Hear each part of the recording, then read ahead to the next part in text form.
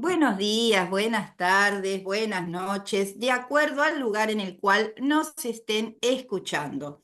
Estamos con un nuevo programa de La Rueda. Los oyentes saben que venimos tratando de un tiempo a esta parte todo el tema del extractivismo, de nuestras riquezas naturales que están en riesgo. Hemos tenido invitados de la provincia de Jujuy, muchos vecinos que han sufrido desalojos y que han quedado en la calle. El último programa nos acompañó también Nélida de la provincia de Chubut, contándonos toda la historia de lucha que tiene la provincia de Chubut con respecto al extractivismo. Y bueno, y por supuesto hemos tratado la ley de bases y el DNU de este gobierno de ultraderecha que tenemos en este momento. Bueno, hoy nos acompaña, le damos la bienvenida a Guillermo Folguera. ¿M? Ya te vamos a ir presentando al equipo, Guillermo. Vos me dirás bien me dirás si está bien hecha tu presentación. Guillermo Folguera es filósofo, biólogo, docente, investigador del CONICET, escritor y militante. Y bueno, él plantea que el extractivismo es el núcleo duro de la reforma constitucional de la ley de bases que hoy día está vigente. Me gustaría agregar también algo más. Guillermo nos comentará que ha publicado junto a Paula Blois, creo que está bien dicho, un libro que se denomina Veneno, que es una importante investigación que aborda la utilización masiva de veneno como modelo de producción en Argentina. Bueno, Guillermo, si querés agregar algo más que yo no dije con respecto a tu presentación, y si nos querés comentar cuál es tu actividad, y bueno, ¿y qué pensás? ¿Cuál es tu posición con respecto a la ley de bases, con respecto al extractivismo? Y bueno, y lo que ya viene desde un tiempo a esta parte dándose en la República Argentina, pero que con este gobierno se va a hacer mucho más, justamente por el RIGI, que es el régimen de incentivo a las grandes inversiones. Así que bueno, te escuchamos, te damos la palabra.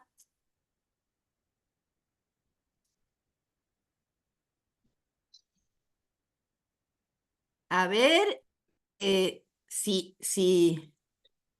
Hola, a ver, Ahí Ahora está. a sí. ver. Ahora sí.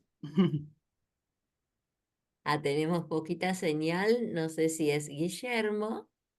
Ustedes están notando todo perfecto, ¿verdad? Sí, acá se escucha todo bien. Claro, Guillermo nos comentó que no estaba en su domicilio, algo así. Entonces, ¿Ahora bueno, estamos bien? ahora Ahora está. estamos Ahí bien. estamos. Cualquier Bueno, cosita, Guillermo, lo que hacemos es cerrar la imagen, entonces el sonido sale mejor. Sí, bueno, a ver, voy a probar eso, a ver si mejora. Ahí ahí estamos. está. Bueno, muy buen día. Un placer estar en contacto con ustedes. Gracias por la presentación. Ojalá pudiera hacer bien alguna de esas tareas que me describen y de alguna manera son las que me cotidianamente destino tiempo. Eh, Yendo directamente al análisis político, coyuntural y estructural que estamos viviendo, evidentemente el gobierno de Javier Milei, eh, yo creo que ha acelerado muchos de los procesos que en Argentina, por supuesto, no son nuevos. El extractivismo no es de fácil definición, pero muchas personas se acuerdan que tiene por lo menos 500 años vinculado con el despojo de América Latina, también de África, continentes enteros que fueron puestos a disposición en estas horas donde se mencionan mucho palabras como colonialismo, vuelve a aparecer esa imagen propia de los siglos XVIII, XIX, pero que por supuesto nunca se fueron y que tomaron otras formas. En particular, el ciclo del extractivismo que estamos viviendo, yo creo que tiene, con los nombres, con las formas, 5 décadas. Estamos hablando de unos 50 años en donde este extractivismo en particular toma forma. Y me refiero a básicamente comprender lo que fueron las dictaduras latinoamericanas, no solo la Argentina, sino por ejemplo la de Pinochet, que fue clave para expandir eh, la muerte de un montón de compatriotas, pero también una lógica. La lógica tenía que ver con achicamiento del Estado, eh, multiplicación de, de negocios territoriales a través de diferentes empresas, y después la aparición y consolidación de un actor que es clave para entender todo lo que tiene que ver con extractivismo, que son los grupos financieros, los grupos de especulación financiera. En estos 50 años, algunas reformas se dieron a través de las dictaduras de la década del 70, pero muchas se dieron en términos democráticos. Aparece muy claro que las reformas constitucionales de la década del 90 y la expansión de formas de usar los territorios, como los agronegocios vinculados con los transgénicos y la minería, con la megaminería, que es una nueva forma, aparecen dos de los elementos claves que después toman otras también, eh, lineamientos claves como pueden ser las plantaciones forestales, la pesca industrial, la extracción de litio, el fracking, el offshore, pero no muchos más, ¿eh? Estamos hablando y posiblemente los negocios inmobiliarios, pero fíjense que estamos hablando de 6, 7 campos. Y en ese sentido es donde se vemos, por ejemplo, en el 96 se aprueba el primer transgénico y estamos actualmente en 79 transgénicos aprobados. O vemos expandirse la megaminería, que tiene que ver básicamente con la extracción de oro, plata, cobre, o la extracción de litio, que si bien tiene 25 años en el país, se aceleró en los últimos 5 años. Transgénicos que no se habían permitido en ningún lugar del mundo y se permiten en Argentina, como el trigo transgénico que aprobó en este caso el gobierno de Alberto Fernández, o el offshore, que es la extracción de hidrocarburos en el mar, que también fue un proyecto hecho por el ex secretario de Energía de Mauricio Macri, Aranguren, ex CEO de Shell, pero aprobado durante el gobierno de Alberto Fernández. ¿A qué voy con todo esto? Y con esto termino la larga respuesta. Tiene que ver con que no hay dudas que el gobierno de Javier Milei, ahora podemos profundizar en qué sentido, ha venido a acelerar todos estos procesos, pero es importante que le demos la historicidad que tienen, que necesitan para ser comprendidos y lo más importante, para ser enfrentados. Ujú. Bueno, muchas gracias, Guillermo. Nos has hecho un panorama histórico bueno, que hasta ahora no lo habíamos escuchado. ¿Los compañeros del equipo quieren hacer alguna pregunta? A mí me gustaría preguntarte personalmente el tema del libro, este libro Veneno, eh, y bueno, y todas las agrotóxicos y cuestiones nocivas para la salud que en este momento estamos expuestos, ¿no? Si nos podés comentar un poquito más sobre esto. Sí, Eh, claro. Ujú. ¿Alguno de Eh, los compañeros quiere hacer alguna otra pregunta? Así después Guillermo puede redondear todas. Walter. Bueno, Sí, Walter, te presentamos. Walter Sánchez es profesor de historia, bueno, es parte del equipo, así un que gusto, Walter. bueno, gracias, Guillermo. Mira, un gusto también tenerte acá. Te quiero hacer una pregunta, pero poniéndome en el lugar del abogado del diablo. Porque tu exposición ha sido clarísima, pero seguramente hay gente que está escuchando y nos diría, bueno, pero la riqueza enterrada en la tierra no le sirve a nadie. Es decir, un litio que esté escondido en la tierra o petróleo que esté en la tierra no le sirve al país y las inversiones benefician a las provincias, es decir, permite que las provincias le ingresen dinero, le ingresen capitales y haya trabajo a la gente. ¿Qué responderías o cómo contrarrestamos esos argumentos, Guillermo? Bien, voy a tratar de conectar la segunda respuesta primero y después ir para cómo se genera el libro Veneno. Eh, Arranco con mi trayectoria personal para que se entienda por qué voy a responder esto. Yo empecé a militar, a activar a finales de la década del 90 eh, en diferentes organismos de derechos humanos. De hecho, fui secretario de Derechos Humanos del Centro de Estudiantes de la Facultad de Exactas y Naturales de la Universidad de Buenos Aires. Y ahí traté de comprender muchos de los problemas humanos que nos atravesaban, tanto a nivel local, nacional como mundial. Me agarró el 2001, el estallido, que ustedes también deben recordar bastante bien, con algunas semejanzas al contexto actual y con mucha diferencia. Y a partir del 2012 escuché hablar de los transgénicos, y yo estaba terminando la carrera de biología, con lo cual me comprometí también con eso, me habían dado otra mirada de biología y empecé a vincularme con esto que estamos llamando extractivismo. Una parte muy importante con la parte agrícola que le da origen al libro Veneno y que eh, después en todo caso me detengo para contar de qué se trata. En el 2002 yo escuchaba algunas cosas acerca de la soja transgénica y escuchaba promesas como las que vos marcabas recién, Walter, cómo no vamos a aprovechar el país, cómo no vamos a aprovechar nuestros territorios, cómo no vamos a festejar las toneladas de exportación. En el 2000 Argentina creo que tenía 25% de pobres. Eh, Hoy Argentina está pisando el 60% de pobres. A Argentina no le cayó ningún meteorito.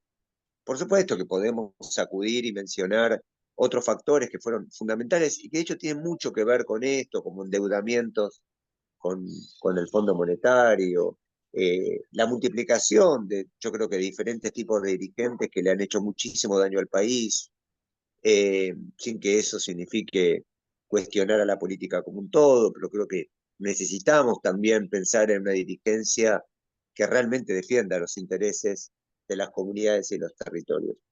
Pero en todo caso, lo que sí recuerdo del 2002 es esa promesa abstracta de decir, bueno, Argentina potencia exportando al mundo. Y por supuesto prometiendo, ¿no? Nociones como progreso, desarrollo. Eh, los que estábamos empezando a comprender lo que era el extractivismo, yo en particular estaba en el grupo de reflexión rural, eh, sabíamos que iban alguna serie de predicciones casi inevitables de cualquier proceso extractivista, porque lo que hablábamos antes no es algo que se había dado origen de manera reciente, entonces hay alguna serie de consecuencias. Una de las consecuencias más evidentes, más visibles, tiene que ver, por ejemplo, con que la tierra eh, tiende a concentrarse tanto en propiedad como en uso.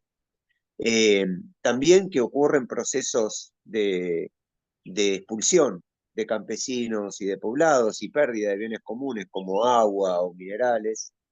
El proyecto de extractivista es un proyecto también demográfico, de reubicación de la gente, entonces tiende también a aumentar la cantidad de personas viviendo en las grandes ciudades. También se tienden a perder los pequeños productores, tanto de diferentes bienes que van y de formas de producción a lo largo y ancho del territorio.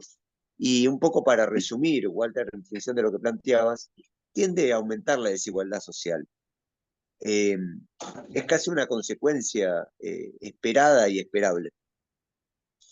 Eh, Eso pasó, o sea, lo que terminó pasando, yo fui en particular hasta el 2015, me detuve en temas de agronegocio, después incluí otros como los de la megaminería, hoy me estoy focalizando sobre todo en el tema del litio. Eh, lo que efectivamente pasó es que tanto a escala local, regional como nacional, el empobrecimiento se iba multiplicando.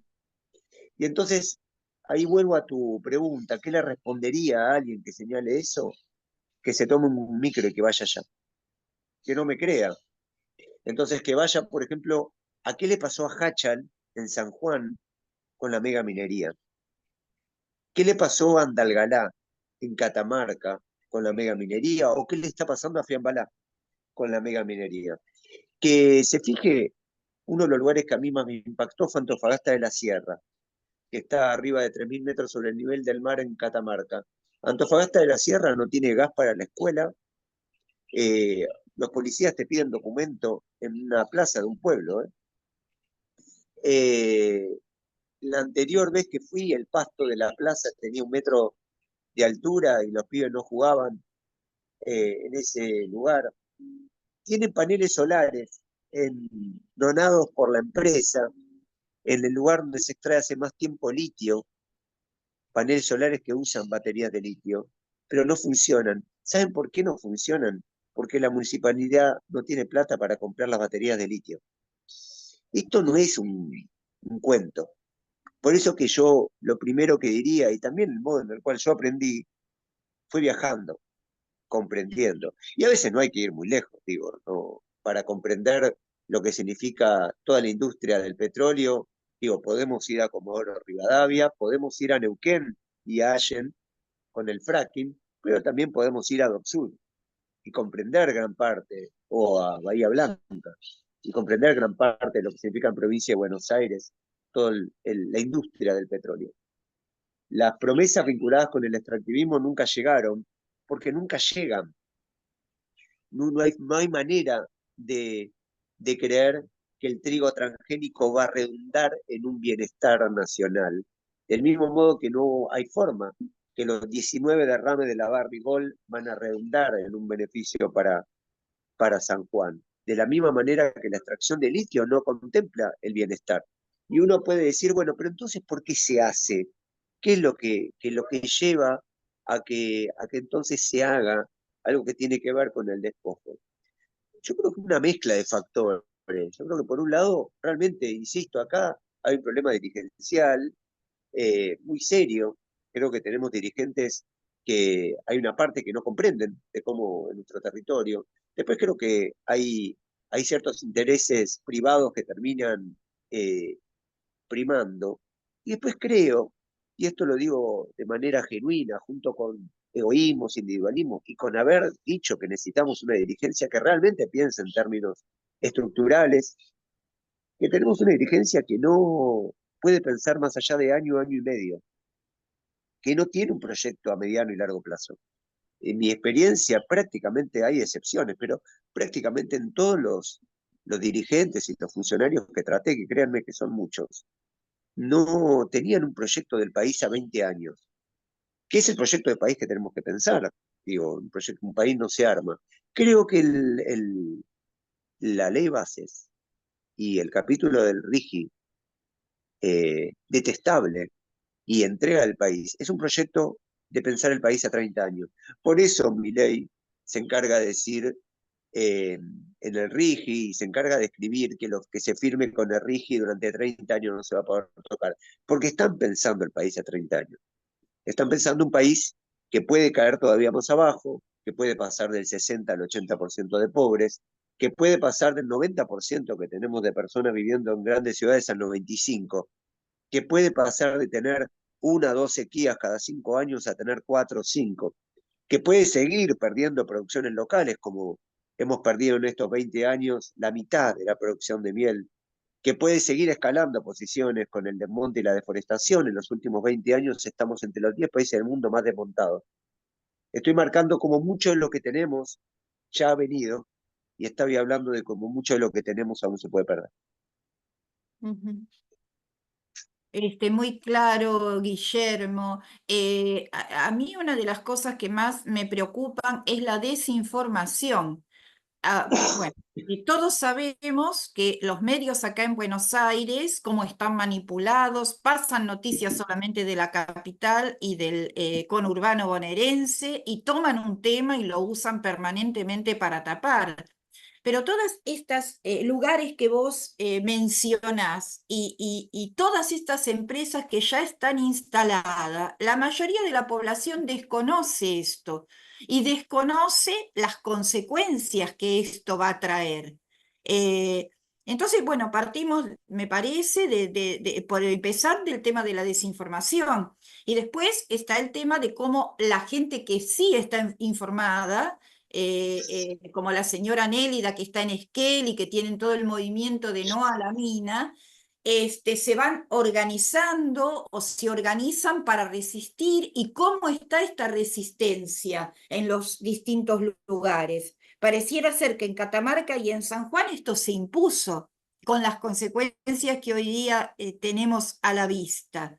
Eh, bueno, no sé si mis compañeros quieren hacer alguna otra pregunta Yo me o me apuntar permito algo.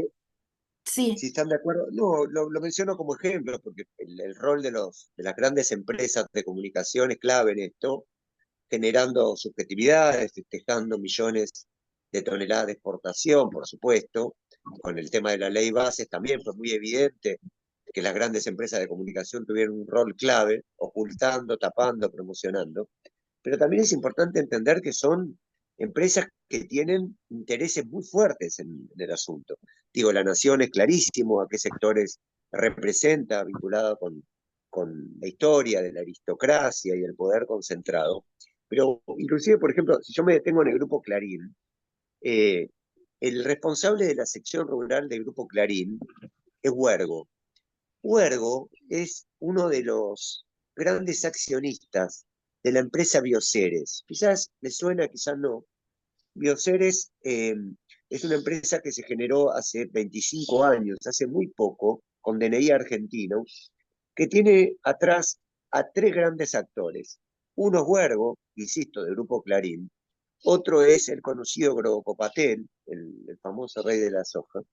Y otro es Hugo Sigman, que es el sexto millonario de Argentina, que es el que quiso traer la mega factoría de cerdos, que es el principio activo de la vacuna AstraZeneca Oxford, que, que tiene varias empresas, por ejemplo la del grupo ELEA, también es una de las cabezas de Biogénesis Vagó, digo, es una persona, eh, hace poco compró eh, a, a, a la editorial Siglo XXI, digo, es una persona con una enorme capacidad e injerencia de mucho de lo que sucede en Argentina, tanto en términos sanitarios, productivos, inclusive hasta intelectuales. Bioceres eh, generó ni más ni menos que el trigo HB4, este trigo transgénico que nosotros estamos hablando en alianza con la Universidad Nacional del Litoral y con ICET.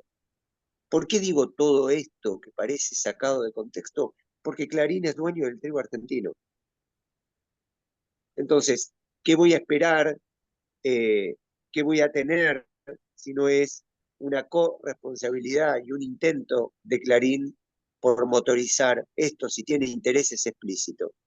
A mí el rol de Clarín no me sorprende, lo que me sorprende es que después, cuando tenemos que enfrentar, muchos compañeros y compañeras aplaudan al trigo HB4 como si fuera un beneficio para el país. Ahí es donde empiezo a preguntarme si más allá de quiénes son ellos, nosotros tenemos claro quiénes somos.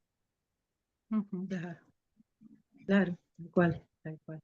Si Este, puedo decir algo, sí, cómo no, Marta. Bueno, sí, Marta porque si no después me voy.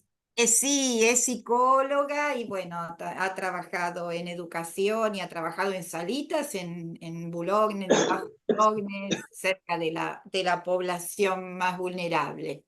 Gracias, Marta. Hola, ¿qué tal? Yo coincido con Liliana con el tema de la desinformación. Por ejemplo, yo no conocía con certeza todo esto que vos decís, aunque me lo imaginaba. ¿Por qué me lo imaginaba?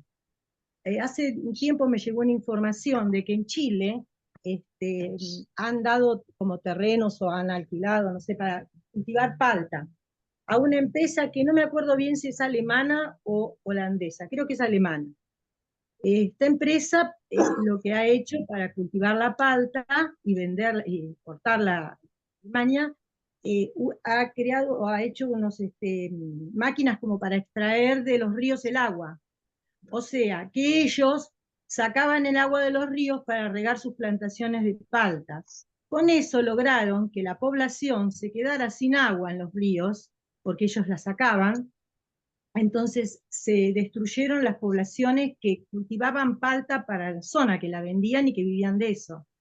Entonces yo pensaba, viste que Chile es un país que hay que pagar los estudios, que la gente es pobre, ¿no? Y que muchas veces lo promocionan como un país que está funcionando bien con ese sistema de incorporar empresas para que exploten en el país. Entonces yo pensaba, acá debe estar pasando lo mismo, nosotros no lo sabemos, y vos me lo estás confirmando con todo lo que comentás.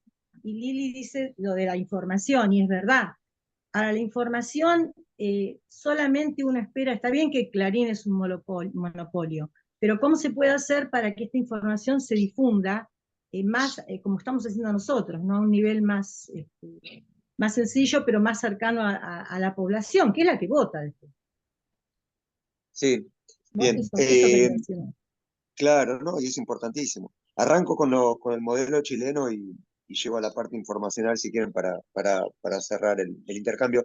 Ujú. El modelo chileno Guillermo, fue clave para todo esto. El Guillermo, modelo... Sí, sí, Guillermo, después yo quisiera hacerte alguna pregunta. dale, perfecto.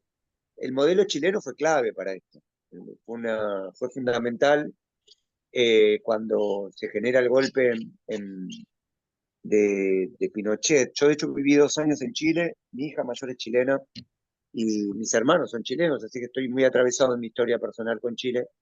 Eh, Fue clave para lo que significaron los Chicago Boys, el modo en el cual se metió el neoliberalismo en Latinoamérica, por supuesto que podemos discutir, como decíamos antes, extractivismos previos, pero la forma contemporánea fue clave para la expansión de corporaciones y para un país como Chile, que efectivamente entre la exportación de palta, la de cobre y la de salmón, básicamente, explica gran parte de la economía, digo, no, eh, y en muchos casos con corporaciones extranjeras y en muchos casos con empresas directamente vinculadas con la dictadura, como SQM, por ejemplo, es una dictadura minera eh, del yerno de Pinochet.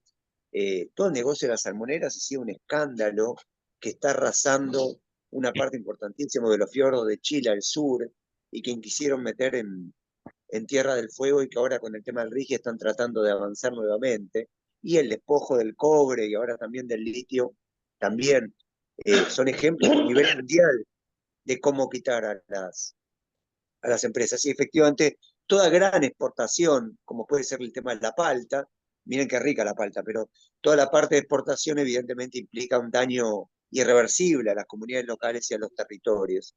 Acá no estamos hablando del problema de la palta, evidentemente, estamos hablando del problema de escalas. Cuando algo se vuelve una escala para abastecer al mundo, el territorio se destruye y el país se destruye. Eh, Respecto a la parte informacional, es un problema enorme. Es un problema que tenemos cotidianamente, pero miren algo que es muy interesante. Aún a pesar de que esto se conoce poco, cuando en el 2003 Esquel se moviliza para decirle no a la mina en Chubut y gana el plebiscito y termina volteando a través del voto popular y a través de la movilización local y de la circulación de la información, ¿qué hacen los gobiernos desde el 2003? Desde el 2003 le sacan cualquier lugar vinculante a las consultas públicas. Entonces, ¿por qué lo menciono? Entonces se dan consultas públicas, como se dio con el tema del offshore, que no son vinculantes, que no importan y que de alguna manera terminan siendo una carcasa ficcional. ¿Por qué menciono todo esto? Porque a pesar de que la parte comunicacional estamos perdiendo, si se quiere, y nos cuesta mucho llegar, y está el programa de ustedes saben que yo también, bueno, trabajo en la radio, también tengo a través de las redes sociales un intento de comunicar muchos de estos problemas. Fíjense cómo el poder o los poderes tienen muy claro que si se llegara a hacer una consulta pública vinculante, si se llegara realmente a discutir territorialmente por estos proyectos, eh, son muchas las chances de que la comunidad local o regional diga que no. Entonces ahí yo creo que también no tenemos que bajar los brazos y tenemos que confiar que lo que estamos haciendo, que quizás no es masivo, que quizás, como ustedes dicen, hay mucha gente que no sabe, que no conoce. Sin embargo, del otro lado saben que vale mucho, que tenemos que insistir, que tenemos que multiplicar y que tenemos que seguir pensando estrategias para poder llegar. Esa es la sensación, esa es la percepción que tengo, y siempre sabiendo que por supuesto que del otro lado, grandes periódicos, grandes radios, las redes sociales formatean subjetividades y que tenemos que enfrentar cotidianamente para, para seguir insistiendo que el extractivismo es una forma de despojo. Sí, ahí el compañero que quería comentar algo más. Sí, Claudio, que Sí, es después yo. economista, te lo presentamos. Y bueno, Guillermo, la verdad que es un lujo tenerte acá y todas estas cosas que estás ampliando, vamos a tratar de darle la mayor difusión posible, porque luego de la información o paralelamente viene la organización, es decir, qué se hace como para poder frenar todo el extractivismo. A mí me quedan montones de preguntas, pero bueno, vos me avisás cuando te tenés que retirar. Quiero saber del Dale, tributo sí, sí. técnico cómo lo hicieron, porque Vamos, sabemos. vamos al, Perdón. claro, vamos a la pregunta de Claudio. Yo en 5 minutos tengo que dejar porque tengo que dejar una casa, entonces a las 10 tengo que Ah, preparar los perfecto. vueltos. Entonces te vamos a Así que, invitar a otro programa, no te vamos a dale, dale. dejar con Vamos, preguntas. vamos con la de Claudio, vamos con la de Claudio que Dale. quería y ahí cerramos. Bueno, es muy importante información, es muy importante lo que vos estás diciendo, importantísimo. Quisiera decir, entre paréntesis, tenemos que hacer un programa con respecto al manejo de la información y los medios de información, los medios masivos de información que hay en el país, y ver cómo son y de qué manera. Porque si bien estás informando lo de la minería extractiva, también estás tocando que eso no se difunde. Pero yo no sé nada, o sé, por supuesto que sé, pero la gente no sabe nada. Y tenemos también que hacer un programa dedicado a los medios como Clarín, La Nación, los canales de televisión, las radios como muchas radios que desinforman a la gente, por un lado. Por otro lado, la cuestión no solamente pasa por la información, sino que esa información sirve también para que nos movamos. Y hay, por ejemplo, en muchos lugares están los distintos sectores, se están uniendo por los distintos reclamos que hacen la gente, ¿eh? Y esos están surgiendo. Aquí me mandaron a mí algo que podría permitirnos a nosotros participar. Se llama el lanzamiento de una corriente por la unidad del sindicalismo combativo y democrático, a luchar. Y se va a hacer un plenario el sábado 17 de agosto en el Club Banco Nación. Sufretegui 1251, que yo como soy participante de la Unión de Trabajadores Jubilados en Lucha, voy a ir.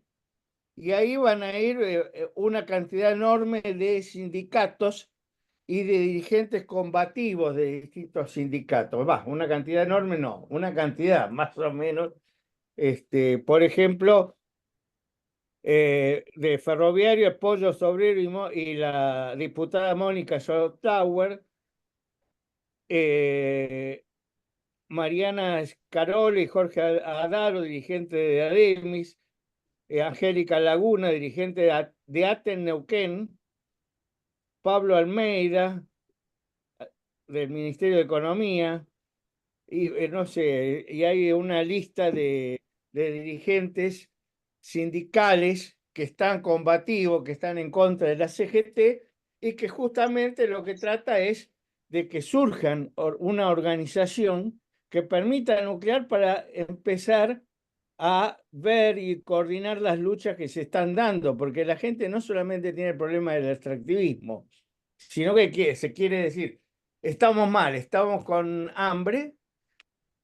¿Cómo lo ves vos? Porque estamos con hambre, mucha gente está mal, están siendo despedidas y quieren hacer algo para enfrentar eso.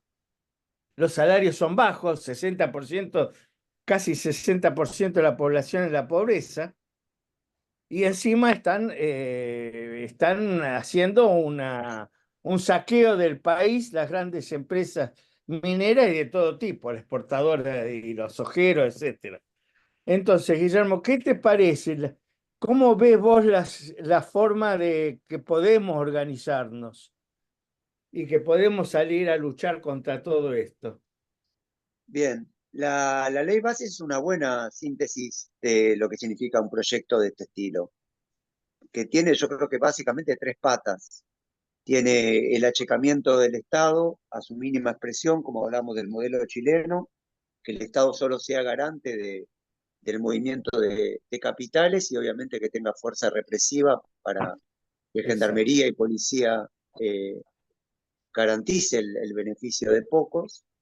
Después tiene que ver con el, la quita de derechos laborales y derechos de mucho tipo y abaratar las condiciones de las corporaciones y después lo que hablábamos antes del régimen de incentivo a las grandes inversiones para movimiento de las corporaciones. Yo creo que en esas tres patas, además lo que nos permite es entender que trabajo digno y que extractivismo no son dos aspectos diferentes, son cara de una misma moneda extractivista, de una misma moneda de despojo, eh, el saqueo de los recursos naturales y la degradación de las condiciones de vida y la expulsión de las comunidades y la quita de derechos laborales son parte de un mismo movimiento. Y también, obviamente, una lógica colonial detrás de todo eso. ¿Cómo Sí, veo pero hay un respecto a... pacto, el Sí, Pacto de Mayo, que están firmando y hasta lo invitaron a la CGT que firme el Pacto de Mayo para unir fuerza a los distintos sectores patronales. claro, Frente claro, que a la eso se burocracia... está formando una pequeña organización que se llama A Luchar para también organizar, pero para defender y organizar a la gente en contra de todos estos planes del gobierno y de la gran patronal. Ojalá, ojalá. Yo creo que la burocracia sindical es una parte importantísima de por qué estamos como estamos. Sí. Eh, entonces, ojalá, así como yo hablaba de los dirigentes, necesitamos también un sindicalismo a favor de los trabajadores. Y trabajadores, insisto, o sea, no estamos codiando el 60% de pobres porque nos cayó un meteorito en el país. Estamos una eh, multiplicación de políticas sistemáticas que se acompañó en un montón de tiempo. ¿Cómo salir de esto? Como sabemos. Acá no hay milagros, acá hay comunidades que tenemos que tienen que organizarse eh, a lo largo y ancho del territorio. Yo creo que hay cosas que no hemos sabido hacer, eh, como la militancia en la diversidad. Yo creo que hay un enorme problema ahí de pensar que la militancia es homogénea. Creo que el poder eso lo tiene muy claro. Créanme que los intereses de Techín y de Bayer Monsanto no son los mismos, y sin embargo cuando tuvieron que escribir la ley base lo hicieron muy bien. Yo creo que nosotros también tenemos que tener intereses diversos, entendiendo que ahí adentro va a tener que estar efectivamente el movimiento de los laburantes, el movimiento ambientalista, el movimiento feminista, el movimiento de los pueblos originarios, el movimiento estudiantil, el movimiento de derechos humanos. No es sencillo, pero yo realmente lo creo, lo que estoy diciendo realmente lo creo. Yo creo que se trata de armar otro país, un país Así en es. el cual, y la tarea no es sencilla. Así que les mando un abrazo enorme. Cuando quieren, Bueno, tenemos otro encuentro sobre trigo HB4 y sobre búsqueda de esperanzas. Así que yo les eh, agradezco un montón. no, te agradecemos a vos y bueno, y te liberamos. Y por supuesto que te vamos a volver a llamar. Bueno, un cariño grande, Dale. Guillermo. Un abrazo gigante. Gracias por todo. Ujú. Muchas gracias. Chau, chau. Gracias. Quería agregar algo que Sí, avala ¿cómo a no, todo lo que... Clelia? Ante todo, buenos días, disculpen la demora. Anoche estuve viendo un noticioso de Deutsche Welle, la televisión alemana, en castellano porque es transmitido para América Latina. Es muy interesante. Y dedicaron una larga parte a Vaca Muerta. Aparecimos en el Deutsche Welle, los argentinos, y mostraron la planta que es extraordinaria, moderna, enorme. con unos cuantos funcionarios alabando lo que estaban haciendo, el porvenir que tenía, la proyección hacia la economía argentina. Bueno, eso está en funcionamiento. Pero en un momento dado, muy cortito, salió un lugareño en el corral con sus ovejitas y unos caballos medio peludos. Y se le están muriendo los animales por los derrames. Eso salió como un pantallazo, ni sé cómo se les pasó. El periodismo tomó todo. Y me preguntaba, la próxima vez que tengamos a Guillermo le vamos a preguntar a fondo, si no hay manera de hacer ecológico las tareas de minería. Por supuesto, yo no sé nada de eso, pero sé que algunas tareas mineras hay manera de limpiarlas, por decir así. El litio hay varias maneras de sacarlo y hay una manera directa que es menos contaminante que otras. Es más, recordaba algún otro documental sobre Sudán. Sudán tiene unas enormes empresas petroleras que han desertificado el lugar. La gente se está muriendo de hambre. Las cabritas que crían se mueren de hambre, no se puede plantar nada. No sé qué diablos han hecho, pero el terreno de alrededor de esas grandes petroleras, que son unas plantas impresionantes, enormes y requete tecnificadas, han arruinado el lugar. Y recordemos cuántas personas de Sudán luego llegan en gomones a Europa después de cruzar medio África, desesperados, buscando cómo sobrevivir. Esa es una de las cosas que quería agregar, porque justamente anoche apareció este programa que les acabo de contar. Después le quería preguntar a Guillermo también para la vez que viene, si la nueva administración chilena no da esperanzas acerca de la manera de ejecutar la minería en Chile, porque creo que ha puesto nuevas condiciones que no son tan leoninas como otras. Bueno, gracias, Clelia.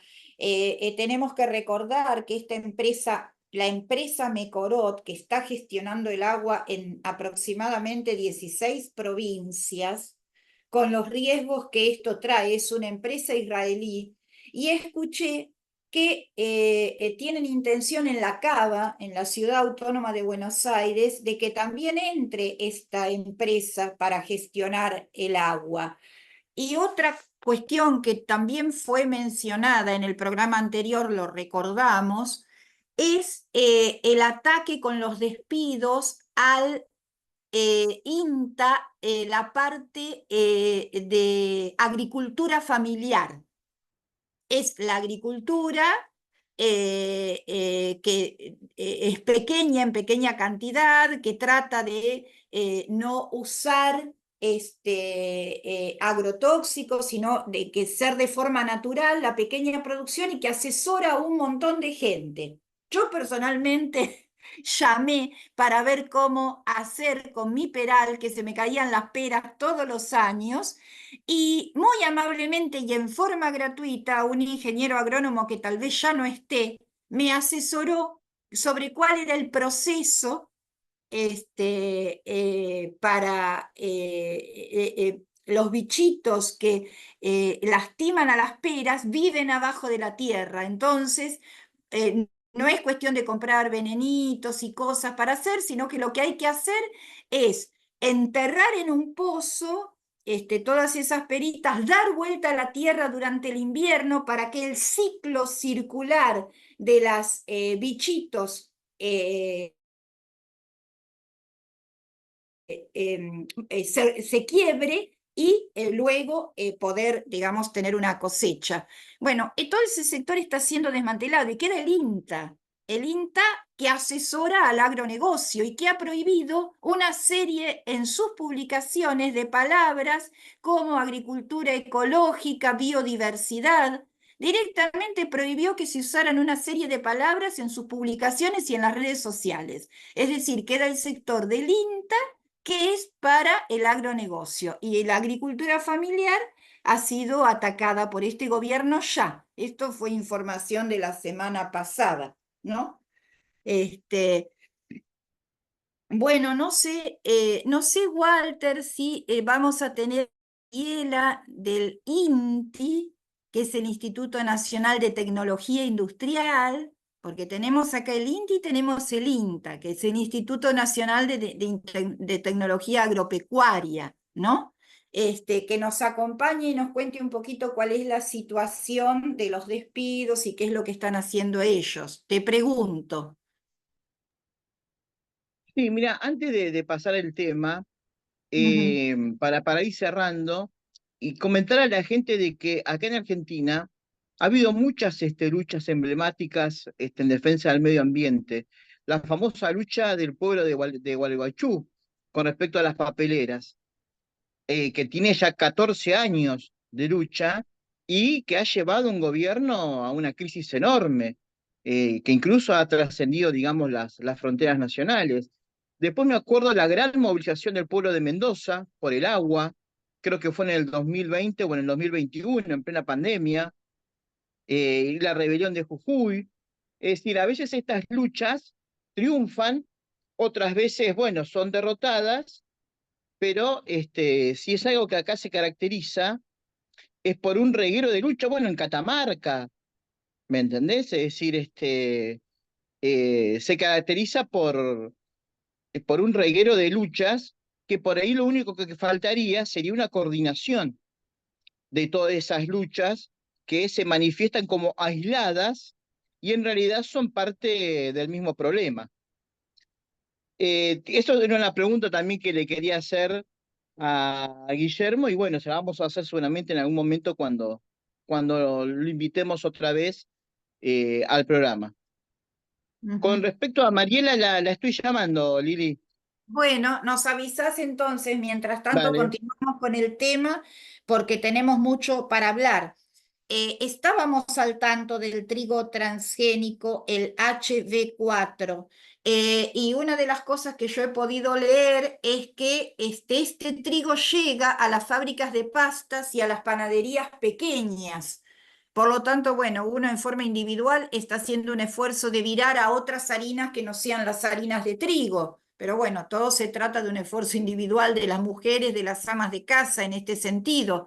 Sería interesante saber cuáles son las consecuencias que nunca se saben a corto plazo de la intervención, digamos, en el trigo. Le agregan la biotecnología.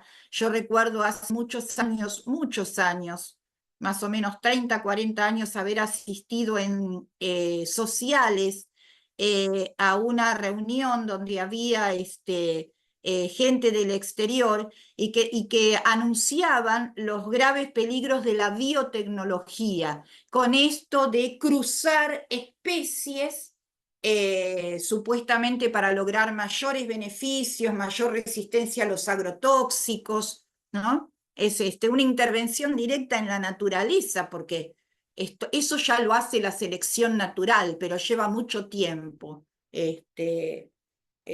Se ha como naturalizado la biotecnología, esto del cruce de las especies en forma artificial en un laboratorio, por supuesto para beneficio y ganancia de los que producen ese trigo o esa soja.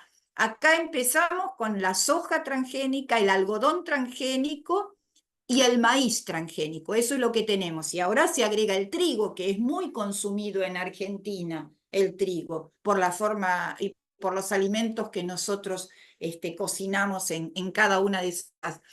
En México recuerdo haber visto un documental, no sé cómo está la situación ahora, pero también hace unos años, ellos tienen una variedad muy grande de maíz, maíces de diferentes colores, hermosos, todos distintos. Y Monsanto no pudo ingresar en México. No sé cómo estará ahora la situación, pero hace unos años atrás no pudo ingresar en México. Por supuesto que acá en Argentina ingresan porque se los permiten los gobiernos de turno, ¿no?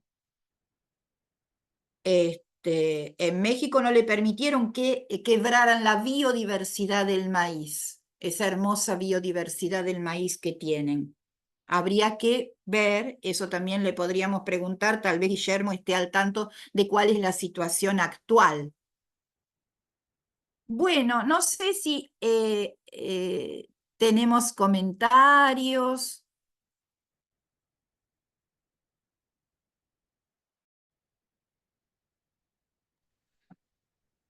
Me parece que hay distintas maneras. Yo no creo que el gobierno mexicano, con respecto a la biodiversidad del maíz, tenga justamente una posición de idealista o de principios de decir que no, sino que se enfrentan, si rompen con la biodiversidad, están provocando que una gran población muy grande que producen esos maíces tengan una reacción muy fuerte. Entonces, mejor calmar esa situación. Y por eso, para no tener una crisis social, mantuvieron pienso que puede ser así. La otra cuestión con respecto a todo esto es, me parece a mí, el problema de que las cosas tienen que tener un sujeto.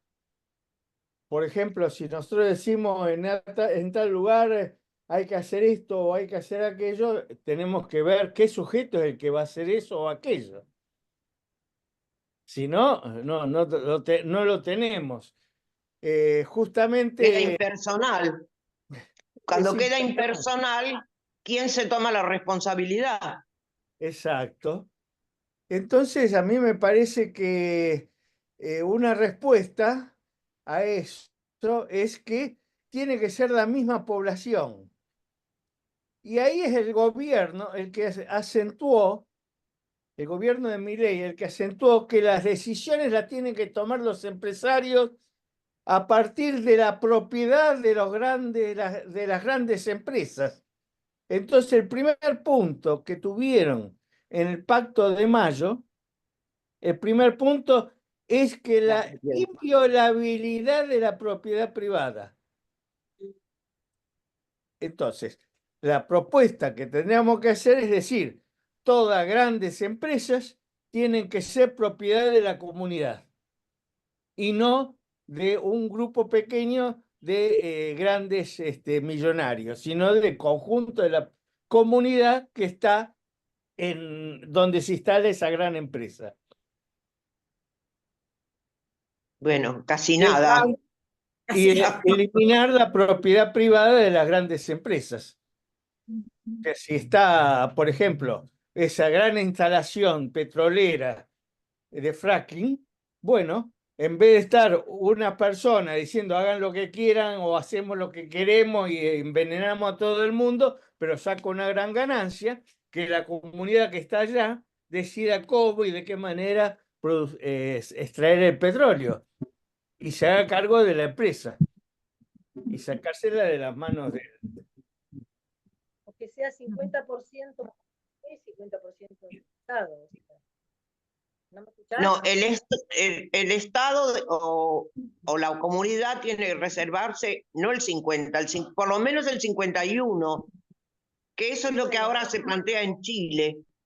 El Estado se reserva siempre el 51%, pero esta es la nueva administración. Por eso la vez que viene se lo vamos a preguntar a Guillermo. Porque si no, se desgrana, y para lo que está diciendo Claudio, habría que clarificar. La gente tiene que estar lo suficientemente enterada, avivada de lo que le puede suceder. Porque, por ejemplo, esto de los vegetales transgénicos. Si el comprador, que suele ser un pequeño productor, la mayoría son pequeños productores, después hay grandísimas empresas que tapan con su producción a todo lo que puedan hacer los pequeños productores de alrededor. Pero si el pequeño productor dice, no, no compro semillas de maíz transgénico, me manejo con las mías que se reproducen normalmente, porque son híbridos los transgénicos. Siempre hay que volver a comprar a Monsanto. Eso le sucede. Las bolsas para producir maíz tienen que proveerlos ellos mismos. El pequeño productor dice, no, voy a producir con lo mío, como siempre.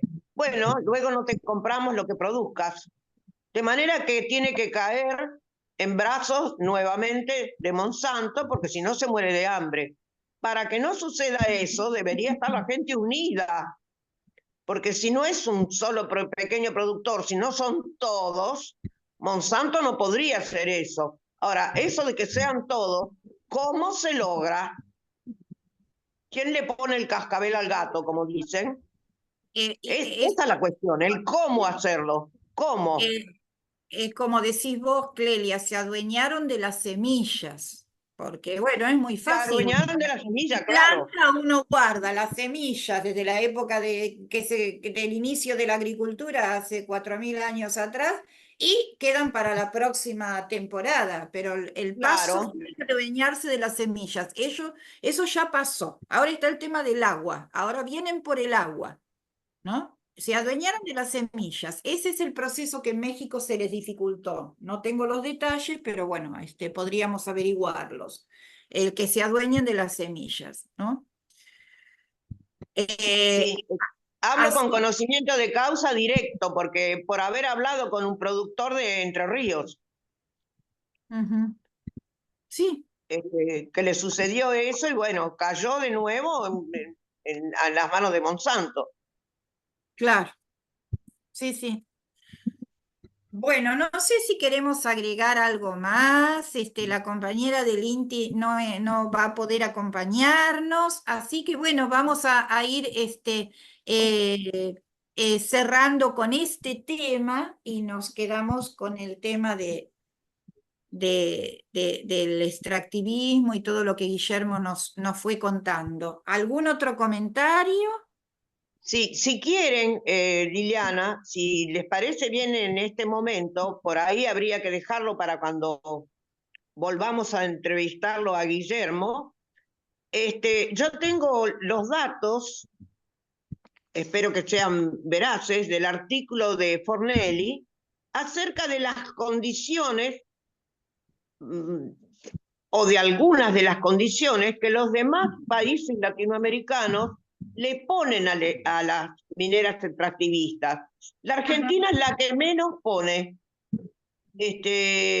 La Argentina como uno de los posibles no, ya lo está haciendo, porque ya hay plantas de litio instaladas en el país. Proveedores de litio no ponen ni la más mínima condición. Los demás países ponen alguna condición, por ejemplo, Chile. Por eso le quería preguntar a Guillermo si da alguna esperanza, por ejemplo, que Chile dice que el Estado es el propietario de las tenencias de minerales y arrienda a las empresas. Y debido al carácter estratégico del litio, lanzó una nueva política que contempla el 51%, que el 51% sea propiedad del Estado, un porcentaje sustantivo de las ganancias destinado a la investigación y a las comunidades, y la designación de áreas ecosistémicas protegidas, y la aplicación de la técnica de extracción directa de litio, y una nueva institucionalidad de gestión, que incluye la participación de las comunidades. Es decir, las comunidades intervienen con sus propuestas acerca de cómo se saque el mineral que sea. Por ejemplo, el extraer oro es terriblemente contaminante porque usan cianuro Sí. para el oro. Y una vez yo vi un documental catamarqueño que era para llorar, porque había montones de personas de un pueblo, un porcentaje altísimo enfermos de cáncer. Hasta los vegetales nacían raros y los animales se les morían. Y era desde que estaba la empresa minera allí. Antes no había sucedido eso. Y la gente estaba aislada, viviendo en una desgracia terrible. No sé en qué quedó eso. Bueno, en Al Esquel, estar aislados unos de otros, en Esquel, en la no hay provincia, manera de oponerse. perdón, en Esquel, en la provincia de Chubut, es ese movimiento que mencionó Nélida y que también mencionó Guillermo, la asamblea no a la mina, se hizo un plebiscito que se oponía a la extracción de oro con cianuro y salió la ley en el año 2003 para la ciudad de Esquel que no se podía extraer oro con cianuro. Y eso tengo entendido que luego se extendió al resto de la provincia de Chubut, ¿no? Es decir, Sí, Chubut es un ellos... caso especial. Ujú. Ahora, todo esto que acaba de leer sobre las medidas que toma Chile, no sé si hay que hacerse ilusiones, porque dice el final del artículo, del párrafo, perdón. Aunque la aplicación concreta de esta política está por verse. Estas Claro. son las medidas que quieren tomar. Al menos posee algunos visos de dignidad que la hacen interesante. Pero hay que ver cómo se aplica. Claro, Y sí que se puede aplicar. sí, cuáles son los intereses en juego y cuál es la relación de fuerzas, si Claro, claro. movimientos que se opongan o no. Bueno, ¿algún otro comentario sobre el tema que venimos tratando?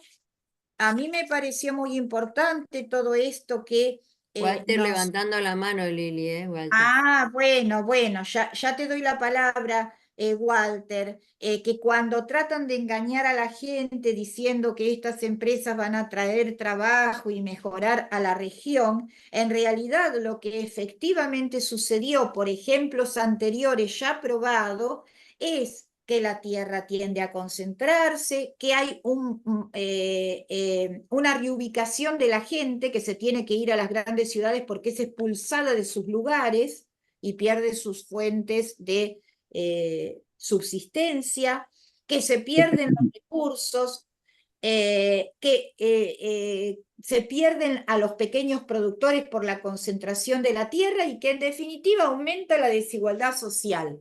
O sea, esta es la conclusión general que nos dejó Guillermo de la situación cuando las empresas extractivistas se instalan en determinadas regiones de nuestro país. Bueno, Walter, te escuchamos. No, básicamente decirle a la gente que nos está escuchando, si quisiera profundizar más sobre el tema, en YouTube, y lo pueden encontrar en cualquier red social también, hay dos documentales que yo se los recomiendo, pero absolutamente. Un documental argentino que ya tiene varios años, se llama Reverdecer. Reverdecer. Y tiene que ver con la expansión de la soja en el norte argentino, pero hace una muy buena investigación de campo y aparte investigación con científicos sobre los resultados en la salud, tanto de la soja transgénica como de los elementos, los agrotóxicos, los pesticidas, que se utilizan, el glifosato, que se utiliza y las consecuencias que trae la población en la salud de la población, que se utilizan para este tipo de cosecha. Es un muy buen documental, está en YouTube, yo los recomiendo. Y otro documental Digo para los que todavía tienen dudas o no quieran creer, digamos, en lo que nosotros estamos diciendo o en lo que explicó Guillermo, pero para profundizar, otro documental que yo recomiendo fuertemente es uno que es inglés y se llama El mundo según Monsanto. Ah, sí, sí. Es en inglés, pero ya está traducido, está hablado en español, y hace la historia de una empresa emblemática que tiene una historia muy nefasta con respecto a la explotación medioambiental, que se llama Monsanto. El mundo según Monsanto, que si ustedes ven ese documental, van a pensar que están viendo una película de ciencia ficción. Realmente es una película de ciencia ficción cuando vean ese documental. Prepárense hasta para lo más increíble, pero lo que demuestra es que acá el interés no es alimentar a la población o dejar inversiones a la gente o explotar los recursos naturales en función de un bienestar general, sino que acá lo único que importa es el beneficio de las empresas privadas. Todo lo demás no tiene ninguna importancia. Entonces, si quieren profundizar en esto y no quedarse con lo que nosotros decimos, les recomiendo estos dos documentales que están en cualquier red social y que son de fácil acceso y que bueno, pueden profundizar, digamos, y poner, digamos, en blanco sobre negro con respecto a lo explicado por Guillermo y por lo que venimos diciendo en este programa. Gracias. Bayer, es Igual, Bayer, aparece el caso México ahí en este documental. es Lo de Bayer México aparece Monsanto. allí. Ahora es Bayer Monsanto, ¿no? Walter. Claro, exactamente, exactamente. Ujú. Bueno, Lili, yo les quería decir algo a los oyentes. Primero, gracias por seguirnos. Es un programa súper interesante, increíble el invitado que trajiste hoy. Y yo me quedo con esto yo lo veo desde que me levanto al amanecer. Veo que todo está diferente, todo está distorsionada en la naturaleza, hasta en mi jardín. A ver, seguramente a vos que estás escuchando te pasa que la tierra está diferente, que los sembrados que hacías hace unos años ya no los podés hacer porque no prosperan. A mí me ha pasado con mis plantaciones de tomate. He tenido años maravillosos de sembrar ahí un tomate y que salieran 30, 40 plantitas que prosperaban, los morrones, ¿no? O sea, yo lo veo en mi día a día. La tierra no está igual. Me parece muy bueno, Lili, eso que dijiste de remover la tierra. Lo voy a hacer ahora, ¿no? En mi jardín. Porque está todo como, y eso que riego, pero de todas maneras está todo como muy triste, muy seco. Me quedo también con los alimentos. ¿Qué pasa cuando vamos al supermercado? A mí me pasa, por ejemplo, tengo uno de mis hijos que le gusta la leche en polvo, ¿verdad? Y bueno, yo veo mal y a veces tomo un producto y él me dice, no, mamá, date cuenta, este producto no es leche en polvo, es polvo para preparar leche con adiciones de no sé cuántas historietas. A ver, y bueno, me voy a fijar mejor. Este aquí, que la leche en polvo común y corriente que yo siempre conseguía, es como que no está, o está el envase más chico, y sí está toda la góndola llena de esos productos transgénicos. Y a vos que estás escuchando, ¿qué es transgénico? ¿Qué es?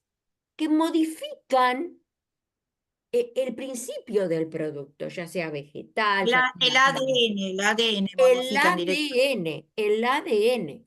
Fíjate que yo, en el transcurso del programa, digo, la gente no debe saber que es transgénico, ¿no?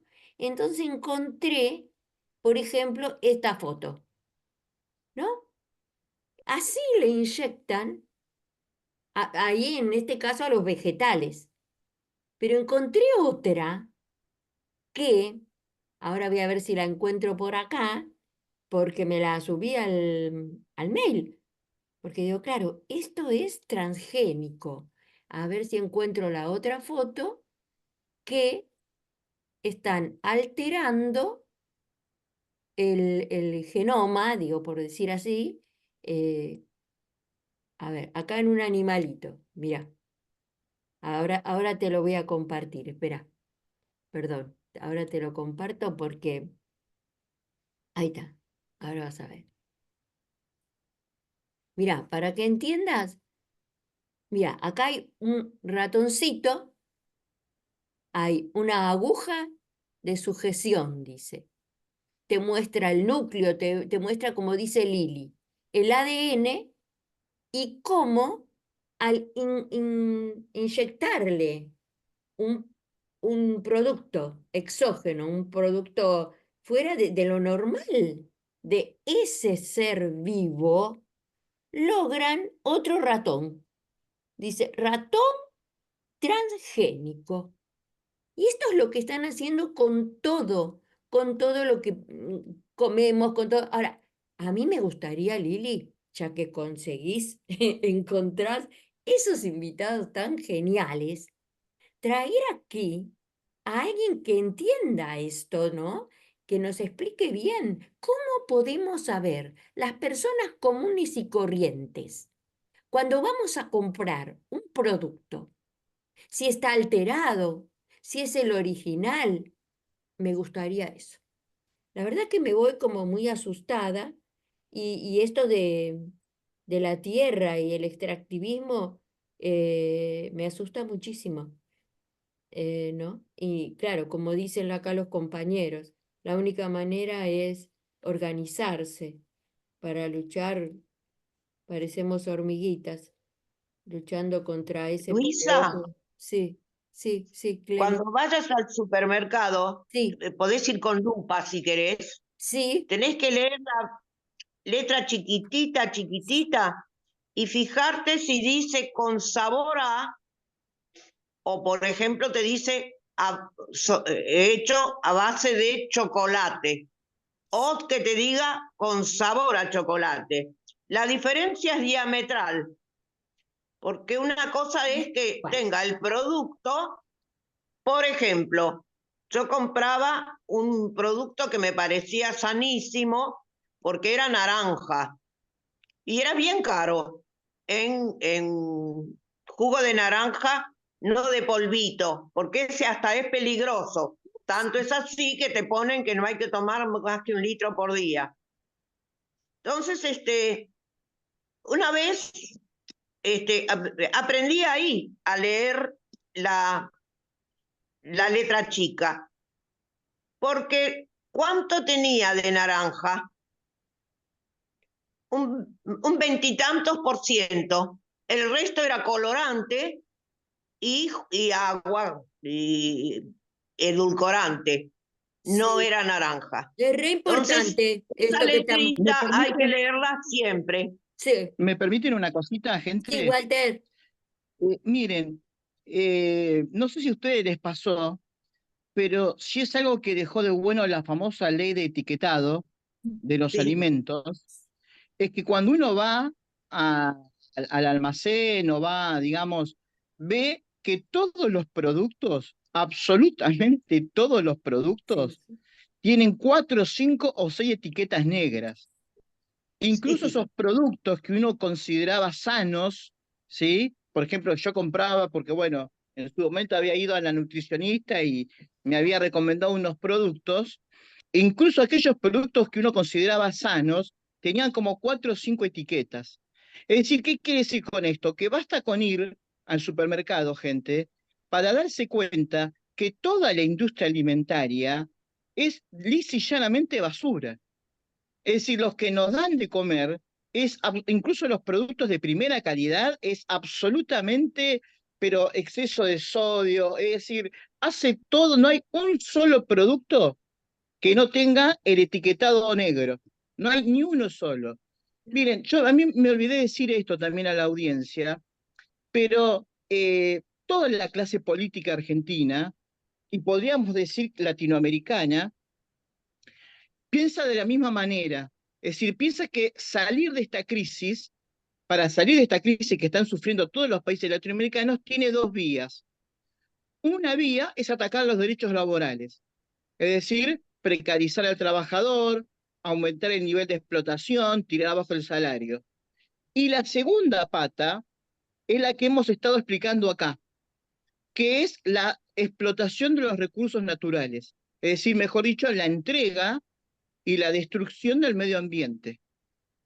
Toda la clase política dirigente, tanto de Argentina y como de América Latina, piensa que con estas dos patas puede entonces salir de la crisis y empezar una etapa de prosperidad económica. Ahora, por supuesto que entre partido y partido hay diferencias. Es decir, algunos quieren más esto, otros quieren un poco más acá, otros quieren que los derechos laborales se toquen de esta manera, otros quieren que los derechos laborales se toquen de otra manera, pero son diferencias de matices, no son diferencias cualitativas, es decir, son diferencias superficiales, y que acá no se trata de votar al menos malo, y que no se trata de elegir entre Jason y Freddy Krueger, sino que se trata de, bueno, construir otra salida. Porque acá siempre hubo un debate, bueno, pero ¿qué hubiera pasado si hubiera ganado tal? Y seguramente este debate está en toda América Latina, no solamente en Argentina. Si en vez de ganar este candidato hubiera ganado otro, ¿hubiera sido distinto? Hubiera habido diferencia de matices, pero nada más. Es decir, el jujeñazo por el litio estalló con el gobierno anterior. El gobierno anterior estuvo cajoneando la ley de glaciales durante 4 años, gente. Entonces acá no se trata de elegir entre pequeños matices o pequeños grises, sino se trata de salir de esta lógica y de poner una lógica distinta. Acá no se sale precarizando a los laburantes más de lo que ya estamos, sino que al revés, de esto se sale fortaleciendo el salario, fortaleciendo las jubilaciones, fortaleciendo el consumo interno, dándole derechos a la gente. Es decir, se trata de luchar para imponer otro programa y rechazar el programa de toda esta dirigencia política que no ve otra salida que no sea eso. La tercera pata, me olvidé, es pagar la deuda externa, porque todo esto se hace también para ver si conseguimos dólares de estas empresas mineras, chinas, de litio, y no son dólares que van a quedar en el país, sea Argentina, sea Perú o sea Colombia, sino que es dinero, sino que son dólares que van a ingresar y se van a ir para pagar la deuda externa. Entonces, todo este ajuste gigantesco, toda esta destrucción de la naturaleza, se está haciendo con el único objetivo de pagar la deuda externa. No es que son dólares que ingresan y uno dice, bueno, con esos dólares que ingresan, vamos a invertir en educación, supongamos, o vamos a invertir en hospitales. No, de ninguna manera, no va a haber nada de eso, ¿eh? Todos esos dólares es en pos de pagar la deuda externa. Esto es algo que es común en todas las dirigencias políticas. Entonces lo que se trata no es de elegir al menos malo, sino que se trata de crear una alternativa que nos saque de esta lógica. Bueno, gracias, Walter. Quería agregar con respecto a lo que decía Luisa, Clelia, que la ley del etiquetado frontal costó mucho que saliera y marca el exceso de sodio, el exceso de grasa, el exceso de azúcar. También se ha pedido, y sobre todo en Europa, no sé si se ha terminado logrando, es que figurara los productos transgénicos. Eso acá no está, no pasa. O sea, que en las etiquetas figuren los productos transgénicos con los cuales están fabricados determinados alimentos. Bueno, acá eso no pasa. Claro, sería muy bueno, así no los compramos, Lili. Pero si la ley de etiquetado frontal llevó una gran lucha, eso los organismos de consumidores lo llevan adelante. Tendrían que figurar en las etiquetas que este producto está fabricado con trigo transgénico o con maíz transgénico o con soja transgénica, ¿no? Igual cuando Igual cuando vemos trigo, maíz y soja, es transgénico, es lo único que hay en Argentina, ya no hay otra. Permite una No hay cosa. otro. Y el algodón, que bueno, eso es aparte. ¿Me permiten una cosa? Sí. Nosotros conseguimos mucho con las luchas. Las vacaciones, las 8 horas de trabajo, condiciones laborales, se consiguieron en muchos lugares también las guarderías, se consiguen también muchas condiciones, los hospitales públicos, la educación pública, muchísimas cosas se consiguen, pero después se retrocede. Ahora está la nueva ley laboral. Entonces, todo lo que consigamos, conseguimos la etiqueta negras, el etiquetado con etiqueta negra, todo eso, los problemas del transgénico, y después nos la sacan de vuelta. Las conquistas se sacan, se eliminan. Lo que vamos a conseguir en un momento dado, si conseguimos que pongan que sea híbrido, si es híbrido o no es híbrido, pasan 4 o 5 años y desaparece la etiqueta. Con mi ley es posible que desaparezcan los sellados estos negros o exceso de sodio, cosas así. O hay tantos productos, casi todos los productos van a ser transgénicos y van a tener todas esas condiciones que el sellado van a estar todos sellados y vamos a tener que comer eso. ¿Se entiende? ¿No? La cuestión no parte de lograr algo y después de decir, bueno, lo hemos logrado, sino de apoderarnos de las manijas para poder hacer cambios. Si está el campo, Sí, igual mientras tanto esas cosas es importante llevarlas adelante porque siempre hay un mientras tanto hasta que se logran otras cuestiones. exacto. Siempre hay un mientras tanto uno tiene que tratar de Y salvaguardar sí, por la ejemplo, salud, la vida, los recursos, bueno. y después hay que seguirla. Sí, sí, sí. Bueno, si hay algún otro comentario, los escuchamos. Yo no quería dejar de terminar este programa con un acontecimiento muy importante, lamentable, que pasó en esta semana, y es que diputados de Milei, 5, fueron a visitar a la cárcel a Astiz y a otros genocidas. Uno de ellos ya le han hecho un juicio penal porque esto es, a ver, para la audiencia, que no todo el mundo sabe quién fue Astiz, vamos a recordarlo, porque acá estamos reivindicando la tortura, el secuestro, el robo de niños, el tirar gente viva al mar, las violaciones, y no por nada está este gobierno tan alineado con Israel, que es uno de los primeros estados que reconoce con un uso legítimo para extraer información a la tortura, ¿no?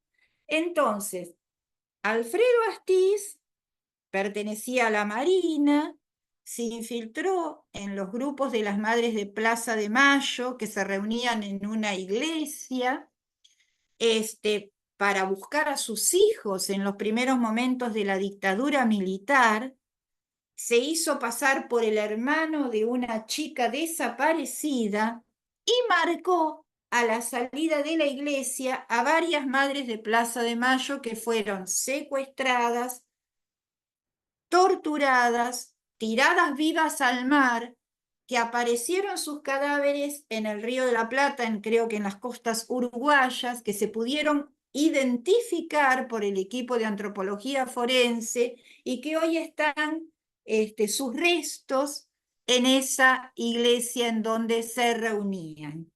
Entonces, a ver, hay límites. Bueno, pueden bajarse los salarios, pueden haber desocupados, pero acá hay un límite que es el tema de los derechos humanos que no se puede dejar pasar. No podemos reivindicar lo que sucedió en la Argentina, no podemos reivindicar los campos de concentración, no se pueden reivindicar la tortura, no se pueden reivindicar los secuestros. Acá a la población tiene que decir, esto es un límite, acá se para. Algo hay que hacer con estos. Algo hay que hacer con esta gente que, bueno, a uno le han hecho un juicio penal. Porque atrás de esto no quedan solamente en la visita, quedan en lavarle la cara, quedan en reivindicar en estos métodos y quedan en que pasen a prisión domiciliaria. No, los genocidas se tienen que morir en la cárcel, como se murió Videla, descompuesto solo como un perro en el baño de la cárcel. No queda otra opción. Es lo más digno que les puede pasar después de todo lo que hicieron. Yo quería terminar con esto porque me parece que es algo que no puede pasar como si fuera un acontecimiento más en estos últimos meses en donde todo da lo mismo, en donde se acabó con la conciencia moral y se termina lo que está bien y lo que está mal, porque entramos en esa línea y los que lo permiten también entran en esa línea de que se diluye lo que está bien y lo que está mal. Bueno, esto está mal, esto tiene que tener un castigo, esto no puede suceder. A ver si recuperamos un poco de lo que se llama conciencia moral, de lo que decía Freud que era parte del super yo, ¿no? A ver si recuperamos un poco de la conciencia moral, porque el que no tiene conciencia moral, bueno, tiene un problema psicológico grave, aparte de que es un delincuente. Bueno, ¿algún otro tema para cerrar y ya nos vamos despidiendo? Le avisamos a la audiencia que la próxima semana el equipo de Conciencia Top New se va a tomar unas vacaciones, así que vamos a elegir un programa, Luisa contenta, para repetir, bueno, que sea del agrado de todos. Un saludo, ¿alguna cosa más para agregar o ya? Claudio. Una pregunta, ¿cuándo volveríamos a hacer el nuevo programa? Y la semana que viene, no la otra. Exacto, muy Ahí bien. está. Bueno, vamos viendo a ver cuáles serán nuestros próximos invitados y cuáles son los temas que se van sumando. ¿Algún comentario? Sí, primero, bueno, decirle a la gente que nos espere, nos tomamos un pequeño descanso necesario después de estar, digamos, casi sin pausa, todo enero estuvimos, ¿eh? Enero, Sí. febrero, casi 2 años sin pausa. Estamos saliendo ahora prácticamente todas las semanas. No vamos a tomar un pequeño descanso, pero ya vamos a estar ahí al pie del cañón, como siempre, mostrando, bueno, todas las injusticias y todas las luchas que pasan en Argentina y aportando nuestro granito de arena. Así que, bueno, a la audiencia que nos espere, que ya vamos a estar al ruedo otra vez. El 2 de, O a la rueda. el 2 de agosto estaríamos de vuelta. Ahí está. Empezamos con agosto, que espero no nos lleve, como dice el dicho. Bueno, gracias al equipo, gracias a la Radio Conciencia Top New por cedernos el espacio y nos vemos el 2 de agosto en un nuevo programa de La Rueda.